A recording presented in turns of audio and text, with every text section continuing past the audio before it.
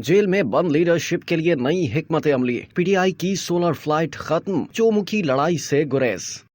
मोतबर जराये से मालूम हुआ है कि 8 फरवरी के आम इंतखाबात के बाद पाकिस्तान तहरीक इंसाफ की अबूरी क़यादत ने जमात और जेलों में बंद लीडरशिप को दरपेश चैलेंजेस से निमटने के लिए चौमुखी लड़ाई की पॉलिसी तर्क कर दी है। इसी हिकमत अमली के तहत अब पीटीआई सोलर फ्लाइट खत्म करते हुए माइनस नवाज जरदारी सियासी मुफाहमत की जानिब गामजन है। जराये के मुताबिक तहरीक इंसाफ की जानिब से जमीयत उलमा इस्लाम के अमीर मौलाना फजलुर रहमान, जमात इस्लामी के अमीर सिराजुल हक, पख्तूनख्वा मिली अवामी पार्टी के सरबराह महमूद खान अचकजई और अख्तर मेंगल समेत दीगर सियासी राब्ते भी नई पॉलिसी का नतीजा है। इलामाजी 8 फरवरी के इंतखाबात के बाद इलेक्शन में धांधली और मुबैना तौर पर इंतखाबी नताइज की तब्दीली के इल्जामात में भी पीटीआई की क़यादत ने टीवी चैनल्स पर तबसरों, प्रेस कॉन्फ्रेंसों और तकरीरों में अपनी तोपों का रुख रिटर्निंग ऑफिसर और चीफ इलेक्शन कमिश्नर तक महदूद रखा और इशारे कनाए में भी एस्टैब्लिशमेंट पर तनकीद से गुरेज करते रहे। दरीसना नौ मुंतखब अरकान कौमी असम्बली के हलफ, स्पीकर और डिप्टी स्पीकर के इंतखाब, वज़ारत उज़्मा के इलेक्शन और नौ मुंतखब वज़ीर आज़म शहबाज शरीफ के खिताब के दौरान पीटीआई के अरकान कौमी असम्बली ने शदीद एहतजाज और नारेबाजी की, मगर ऐवान के अंदर भी तहरीक इंसाफ ने तनकीद और नारेबाजी में अपने आप को सिर्फ और सिर्फ मियां नवाज शरीफ, शहबाज शरीफ, आसिफ अली जरदारी और चीफ इलेक्शन कमिश्नर पर इल्जामात तक महदूद रखा और चौमुखी लड़ाई से गुरेज की पॉलिसी वाज़ेह तौर पर दिखाई देती रही।